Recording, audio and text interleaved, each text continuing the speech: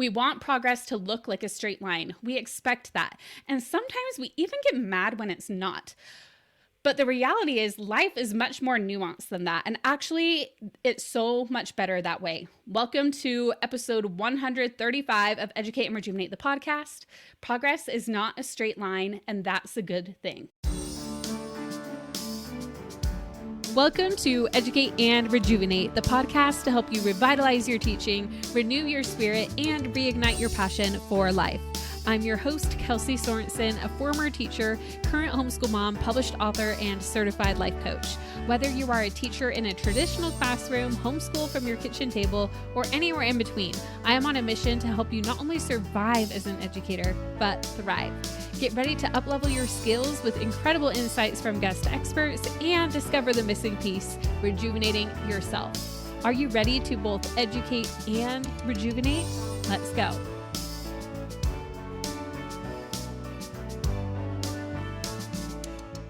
I am so excited to be here in the podcast studio with some friends today. I am recording this podcast live. It is going out on Facebook Live and YouTube and Instagram. Holly says hello. She was tagged for this. We see lots of friends popping in on this live. Welcome to Elizabeth and everybody who's here. So many of you. If you're listening later, if you're on Apple or Spotify or YouTube, be sure to stay tuned on our email list because we do these live podcast recordings every now and then. I love to connect with you virtually and answer your questions and all of that. So I'll be taking some of the comments here during this live to bring into the episode to help you see how these concepts can apply, not just for what I'm sharing, like my own experience and insights or insights from Christina Kuzmich's book, which I'll be talking about, but also how does this apply to educators in real time? So I will pull some of those in too. And that's what I love about this live podcast recording, especially for those who are here live, who get to see the whole chat and see everybody else talking about what I'm talking about, kind of having a discussion around it and being able to see that you're not alone and really come together. I really feel like the community part of what we do here at Educate and Rejuvenate is so important. And that's why I do want to try at least every other month to do a podcast recording live, because I just feel like it's so much fun to do it that way. So today we are talking about how progress is not a straight line. And this topic was actually inspired by chapter 4 of the book, I Can Fix This and Other Lies I Told Myself While Parenting My Struggling Child by Christina Kuzmich. And I love Christina. She is our keynote for our upcoming Educate and Rejuvenate event. And I recently just had her on the Educate and Rejuvenate podcast. So if you haven't heard that episode, after you listen to this one, I definitely recommend going back and listening to episode number 128. It was the first interview I did after we rebranded the podcast from Wife, Teacher, Mommy, the podcast to Educate and Rejuvenate, the podcast, because she is so inspiring and she has so much to share here. And even just the title of this chapter of her book, that progress is not a straight line, really inspired me to do this podcast episode. But I also reread and re-listened to the chapter of that book as I was preparing this episode. So this topic was it was lie number 4. So she tells about 10 lies in this book about that she told herself while she was parenting her struggling child. And by her struggling child, she's talking about her son who was struggling with major mental health issues. He was in the hospital. And thank you, Kelsey Thomas, for putting the link in the comments for those who are here live. And if you are not here live, if you're listening later, we will put the link to that podcast episode I just mentioned in the show notes. You can also find it wherever you're listening on episode number 128. But the chapter of this book was called Progress is Not a Straight Line. And it's because when she was sharing in the book overall, it's all about her son's struggles with mental health. And in this book, she tells a story about while her husband, or not her husband, her son, her teenage son is in an extended hospital stay for his mental health, for major depression. This isn't just like, oh, he's struggling a little bit. He was struggling a lot and with really extreme depression. And I'm not going to tell the whole thing because it's really in the book and I recommend reading that. She tells it in present tense so we can visualize the situation and what she was really feeling in each moment. And I actually love listening to the Audible because you get to really hear her tell the story. And I will actually, because I don't know if Kelsey has the link, I'm going to pop that in the chat for everybody who's here live. So if anybody wants to get a copy of this book, we're going to talk a little bit about it here on the podcast today. But also, we're going to continue talking about it at the Educate and Rejuvenate event. And for those who are in the Educate and Rejuvenate club, we are doing a book club on this book as well, which has been a lot of fun. Anyways, I'm getting off my script a little bit. So sometimes I do that. Sometimes I go down rabbit holes. Those of you who follow me, you know this. And some of you say you love the rabbit holes. So hopefully that's fine. But again, she tells this story in the present tense so we can really understand where she is in this moment. And what she says is like, oh, something went better. And then setback, setback, setback. She just keeps describing this thing happened. It was a setback. This thing happened, setback. And just seeing it happen over and over and over again. And one quote that she said that I was like, oh my gosh, I can so relate to this. And I want to know if any of you can relate to it too. Is she said, this isn't 2 step forward, 1 step back. This is speeding in reverse with failed brakes. It's just like setback after setback after setback. When you feel like I can't get a break, it's just going over and over again. Julie says it's life. Yes. How many of you who are here live can relate to this? And if you are listening, you're just listening by yourself, know that we are here with you, even though we're listening and talking about this together in a different time, different space. We are all here. We all understand what this is like. It is part of life, just like Julie here in the chat said. And if you've ever felt like this, you listening right now, know you're not alone, because now I'm seeing in the chat, I'm seeing supposed to say this to my kids, me, yes, I felt this, all of this. Okay, so have you ever felt like this? You listening right now, wherever you might be, I want you to know that you're not alone. I'm seeing everybody in the chat saying me too. I feel this. You're not alone. We have all experienced this in one way or another in our lives. Life really is not just like this nice, pretty beginning, middle, and end, like a movie, like, yay, this happily ever after. Everything is great from here on out. We're always going to experience setbacks. It's a part of life. It sucks at times. It really does. Like, there are times where a setback comes up and it is not what we wanted. But no matter what happens, we do get stronger by facing these setbacks. And what is it we can do? How can we shift our mindset? How can we tap in with what our needs are? And maybe it's the opportunity, like I shared, and I'm not going to share the full story because I've done a full 30-minute episode on it. But when I had my postpartum anxiety attack that I had, it was really kind of a moment where it was like, I need to take care of myself. And it was bad. I was in the hospital. I thought I was having a heart attack, and I just could not stop crying for days and weeks. And it was awful. But I'm so glad that I experienced that. Even though it was terrible, it sucked.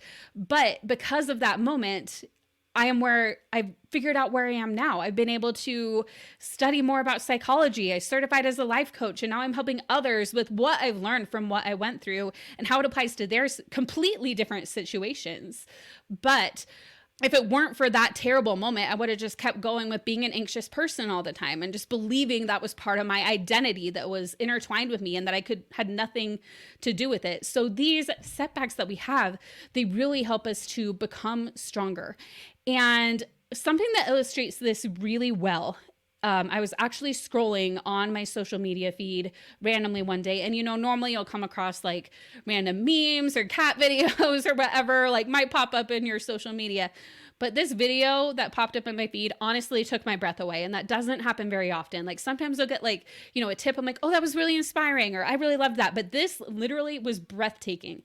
And I shared it with everybody as soon as I saw it. And I think this was a year or so ago. I know I shared it even on our page and in our club members Facebook group and everything.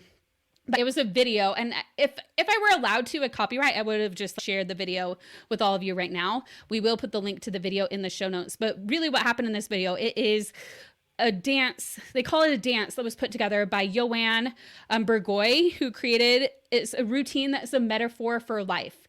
And what happened in it is he was walking up a flight of stairs. There's just imagine there's people all around, in this crowd. It's almost like he's in the middle. And there's this giant trampoline and this giant staircase. And he's putting on this performance of him walking up the staircase and then falling down onto the trampoline and then bouncing back up. And sometimes he's bouncing back up to a higher step. Sometimes he's bouncing back up to a lower step and trying to make his way back up. At one point, he even makes his way to the top of the staircase, but then he looks down and falls again. It's like he almost was afraid of the height he was at and fell right back down again. And it just shows him over and over and over again, falling back down on the trampoline, bouncing back up, falling down, bouncing back up. And that is really what we do in life. We just fall again and again and again, and we get back up. And so since I have some friends here in the studio, I would love for some of you who are comfortable or willing to share a comment about a time that you have experienced this yourself. When have you experienced this setback after setback after setback? Wendy says she loves that example. Linda says, this has been my life. Allison says, this past year. Now, I want to share another one of mine. Now, I shared for a second the one about my postpartum. I wasn't even planning on sharing that, but it just came up as we were talking. But another one that has been even more recent, like even after, like that is the one that led me to find coaching and these tools and everything that I've been working towards, writing this book, this podcast, doing the Educate and Rejuvenate events and everything. But even while that's been happening, I mean, it's been, the business itself has actually been this roller coaster for me, because for a long time we were a teachers pay teachers store. It was just me, and I put things up and teachers would like buy it or whatever. And that was like what I did. That was my company. And then my husband, he was in a job that he was like not sure he saw himself doing that forever. And so he eventually ended up leaving, and we were doing like my stuff, my TPT full time. And that was what was supporting our family. And then COVID happened, and some crazy things happened with the TPT algorithm and everything. And a lot of, if any of you are in that TPT land, you know exactly what I'm talking about, because there was some crazy stuff that happened. And so it was like kind of reinventing what we're doing. We're not this TPT store anymore. We're now doing conferences. We're now doing all this. I now have a team of people behind me. And there have been lots of ups and downs with that. It's been like, oh, like we tried this, that didn't work. We tried this, that didn't work, but we did this and it was amazing. And we're making amazing connections. And it's noticing what are the good things that are happening.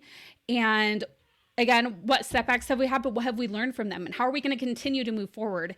And how are we going to continue to support the educators who we support with taking care of themselves? Honestly, for me, that is the most important thing, is that like just service mission that I'm on, to help educators to not only to up-level themselves as a teacher, like most teacher conferences and teacher memberships do. They're like helping you with, I'm going to help you with reading, or I'm going to help you with math, or you know, those things. But I feel like there's this missing piece of rejuvenating ourselves too. And it's not just taking a bubble bath. It's really getting to know ourselves. It's understanding what our needs are, what we're feeling, our mindset. Where is our inner critic coming in? And how is that getting in the way of us living the life we want inside and outside of teaching?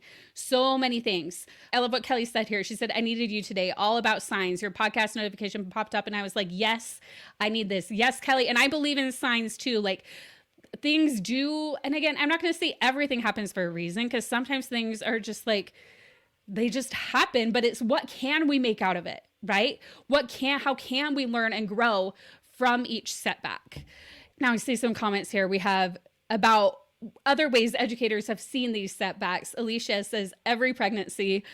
Totally relate to that. Allison says, my life, death of mother, multiple job losses, SJS after surgery that almost killed me, severe leg burn. Oh, wow, Allison, that is setback after setback after setback, for sure. Elizabeth says, I had PTSD from abusive husband. When I finally got my kids and I out, it was starting from scratch. It was like where do I start moment. Oh, Elizabeth, sending so much sympathy out to all of you, like just compassion. Compassion is the word I was looking for. Compassion out to all of us, because everyone is going through something, whether we know what it is or not. And I think, Elizabeth, you'll really resonate with Christina's book, but also her first book. She talks a lot about her divorce. You might want to check that one out too. It's called, No, I Can Fix This is the new one, and the one I'm saying all the time. It's called Hold On, But Don't Hold Still. Her first book is very good. Courtney said, it took me 20 years from my first college class to walking across the stage with my bachelor's of science. I became a single mom, struggled with housing, changed my major, remarried, had twins, became a single mom again, changed majors again, finally went back to school. Wow, Courtney, that is such like a journey, right? All the setbacks, but how much did you learn through all of that? And now you finally went back to school, right? And we met at that Phoenix conference. So sounds like you're either on your way or teaching right now. Let me know in the chat. Wendy says she was diagnosed with neurological Lyme disease during the middle of last year that sent her out of work for 6 months. Her brother-in-law and mother-in-law passed away during that time. Oh, Wendy, So many things, right? Again, I'm just holding so much compassion for all of you, but also knowing what is it that we can learn from each setback? Where can we grow? How can it bring us together and connect us with each other? Allison says, thank you. I've made wellness an intentional personal goal this summer and for next school year. I love that, Allison.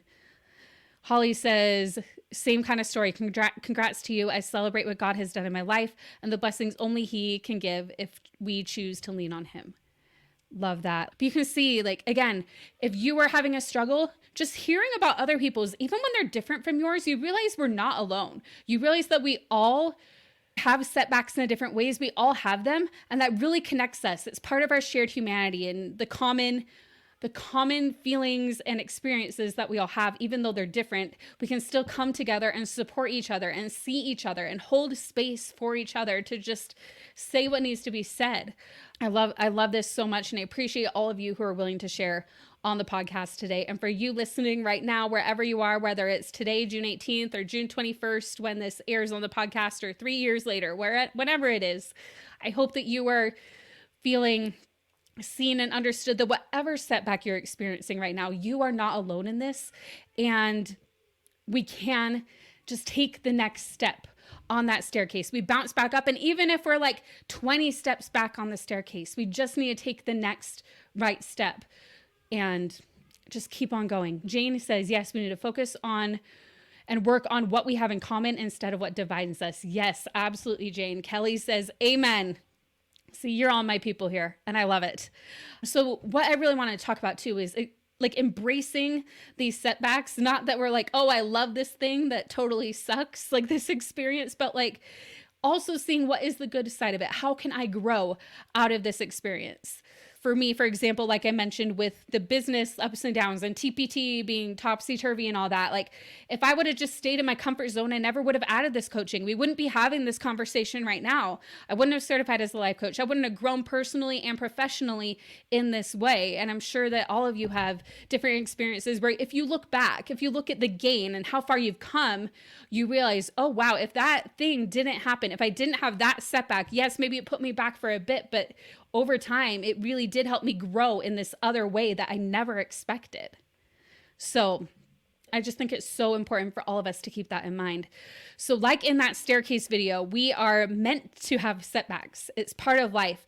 But often what happens is as soon as we have a setback, we question ourselves. We might go from an extreme high where I'm like, oh, for a while, everything's going how we want it. And then we go back and we're like, well, I expected it to stay there.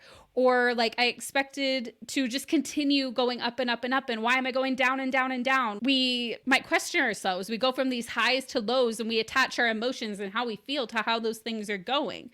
And you might even notice your inner critic creeping up even after implementing these tools or even after learning them. Even if you've been listening to the podcast or you've been coming to Educate and Rejuvenate Club coaching calls and you understand the self-coaching model and you understand the stress cycle and regulating your nervous system or processing your emotions, that doesn't mean we're perfect at using those tools all the time, right? And you might start to even use that self-coaching model to beat yourself up and be like, well, I should just change my thought because then I feel better. And then you almost use it against yourself. That's what a lot of times people will do when they first learn the self-coaching model that I'm talking about. And if you don't know what I'm talking about, we're not talking about it today. Don't stress it. But we do on the podcast. If you go back to episode, it's called The Simple Mindset Hack That Changed My Life. That one will tell you all about the model. So definitely be sure to check that out if you're not sure what I'm talking about. I'm just touching on that for a second. But you might logically be like, I know these tools work in theory, but you might think something's wrong with you. Like I'm not able to do it. But the truth is the exact opposite. Everything is happening as it needs to for our good overall in the long run, right? And part of the process is realizing that our growth is not linear. And as we learn and apply these tools, our brain tends to serve us all the thoughts about the things that are going wrong instead of looking for the good, right? And once we train our brain to do that, our brain will keep scanning for evidence because our brain wants to be right more than it wants you to feel good. And I mean, that's one that should be like in a big quote thing, like our brain wants to be right more than it wants you to feel good.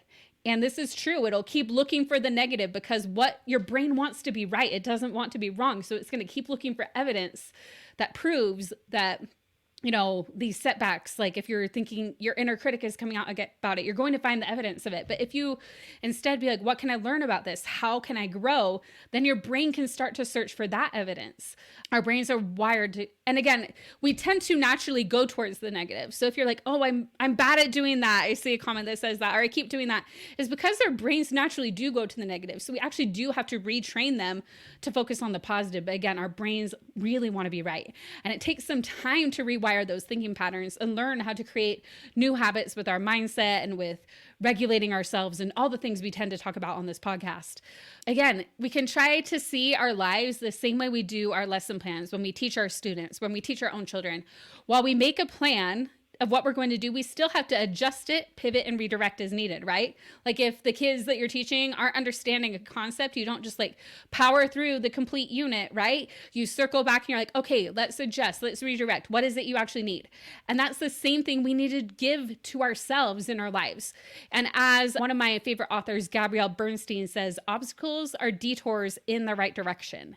Every setback that we have can help us get closer to where you're meant to be. And it's all part of the process. Another quote that kind of just ties up in a nice little bow that whole staircase metaphor comes from Martin Luther King Jr. He once said, faith is taking the first step, even when you don't see the full staircase. And even if you fall down from that staircase back onto a trampoline and bounce back up, right? We just need to take that next step, even if it's 20 steps below where we are now. We just keep on going, and eventually we'll get that vantage point where we see what it was all for. I just really find that to be so powerful. And then the other thing is, whenever you can find yourself redirecting yourself and doing what I was mentioning, like in your lesson plans, instead noticing, oh, my inner critic's being hard on me right now about this setback. It's blaming myself when maybe it's not even my fault. You can celebrate each time you catch yourself doing that, because you're like, oh, I'm choosing again now, right? You're becoming more self-aware. And that's a big thing that we talk about here on Educate and Rejuvenate, the podcast, is becoming aware of our thoughts, aware of our feelings, aware of what our needs are and what is going on. And each time you do that, you're flexing those muscles and creating new neural pathways and rewiring your brain. So you can celebrate every time you notice your inner critic because you noticed it, right? Because how many times did you not even notice it and just let it play on replay all day long? I love that. Kim in the chat here on the live recording, she said, a growth mindset is sometimes hard for kids as well as teachers. And exactly, I feel like so many of us were focused on adding in social emotional learning into our curriculums, but we really need it for ourselves too. And that's kind of what this coaching is, and what this podcast and the part that I teach and Christina teaches at the event as well is really to help you with that social emotional learning, but for yourself. And honestly, once we do that for ourselves, we can be so much better at being there for our students. I love what Kelly said here too. Fall 7 times, stand 8. Yes, exactly. And Melissa said, I keep this quote by Stephen King up in my room. The scariest moment is always just before you start. After that, things can only get better. I love that. Hannah says, I joined this club 1 year ago. I started noticing a difference in my own life almost immediately. Even so, progress can sometimes be messy and definitely not linear. I've had some setbacks and some victories, and every day I grow stronger because I know myself well and I have that awareness. And Hannah, I can't believe we are almost to a full year ago when we first met at Educate and Rejuvenate last year. And I have seen so much progress, and you're doing amazing. And I just love having you in the club and working with you and seeing that growth and seeing the messiness is part of the beauty of it. It's part of the beauty of our shared humanity, because so many of us would like to try to pretend, like not even pretend. We're not trying to pretend, but we only want to put our best self out there. Like when we're posting on Instagram or whatever, but realizing that, oh, like I'm messy, but so is literally everybody else. When we realize that, oh, that's literally just part of life, right? Beth says, a growth mindset and productive struggle are always hard. The negative critic is stronger when there is a failure and refuses to let go initially. It takes a bunch of practice to break down that super negative voice, to find the good and bad, and to become better for the students. Yes, it does take practice, right? And that's why just those little steps, and even when you notice and redirect, even little things like that are so good to be aware of and bring to our awareness, so we can see that we are making progress, even if it's taking some time, right? So As educators, we all face struggles, wins, and losses. There will be times where we feel sad or angry or stressed, but we don't have to go about all this teaching alone. When we combine the tools and concepts from this podcast and the connection from the community, it makes it even more powerful. And the numbers backing like us coming together as a community don't lie. I was doing some research for my upcoming book that's coming out August 13th. The book is called Educate and Rejuvenate, just like all of our stuff lately. And in that, I was looking over some studies that I learned about from my Life Coach School Mastermind last year, which is really like professional development for coaches that we go to every year, all of us who certified through the Life Coach School.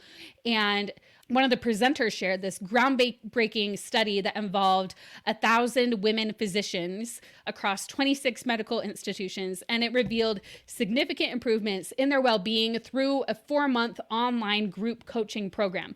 And they're using the same strategies and model that we use in our coaching as well. And participants were reported experiencing less emotional exhaustion, a sense of disconnect. So less of all these things, right? So less emotional exhaustion, depersonalization, which is disconnecting from self. So they felt more connected with themselves, feeling like they're not as competent as others. So again, imposter syndrome, right? They felt less imposter syndrome.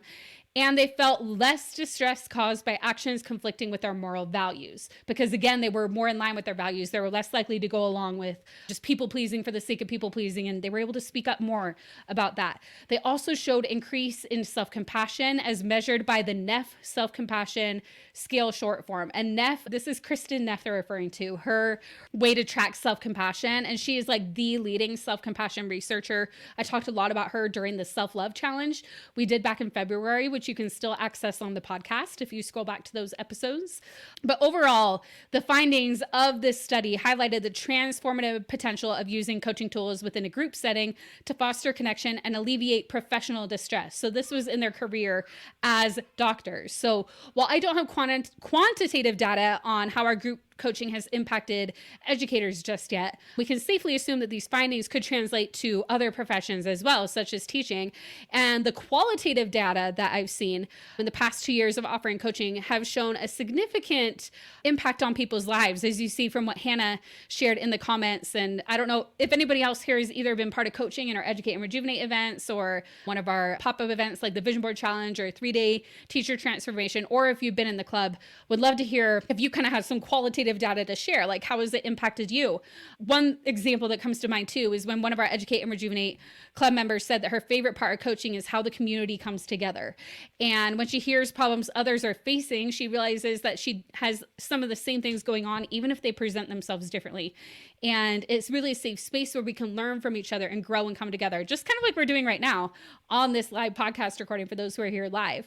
And it doesn't only happen in group coaching. It also happens in just like support groups of all kinds. Christina, in her book that I was referring to earlier, she shared that her son, Luca, also found support groups that were helping him with his addictions and his depression, his mental health. With all of that, he found the support groups actually more helpful than even the individual therapy. And while the individual therapy was needed, he needed that, the support groups, and just seeing that I am not alone.